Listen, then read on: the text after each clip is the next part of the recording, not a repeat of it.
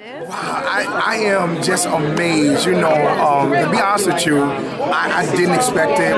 You know, most times I'm in the background cheering everybody else on, and I'm good with that. So when they called me and told me, it was like, are you serious, you know? And then when they told me that they were doing it also with Kirk Franklin, that really makes a powerful statement. So I'm very, very appreciative to whoever put this on and to God, because I know He is the orchestrator of this. It is. Who are you looking forward to seeing today at the BMI show?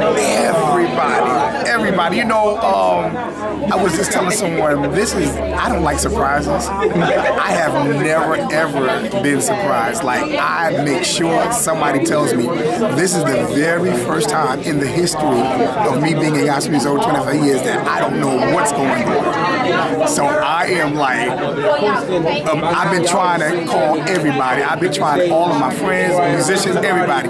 Nobody will tell me nothing. They said, Hezekiah, this time you're going to be surprised. So I'm just sitting back, just waiting to see, and, you know, hopefully I will be surprised. Well, excellent. I'm glad to be here. You look beautiful as always. Love you. And just love you. I'm coming to the show real soon. It's very humbling. Okay. All right. See I'm you. thankful to be here. Very thankful. And so it's very important to make sure that you do it for Him and allow Him to put it where He wants it to be. And we can't quantify what that looks like by sales and by spends. We quantify it by fruit. You know, and I hope that my wife and the people around me can see the fruit, or at least my attempt to try to show them the fruit. That's my goal.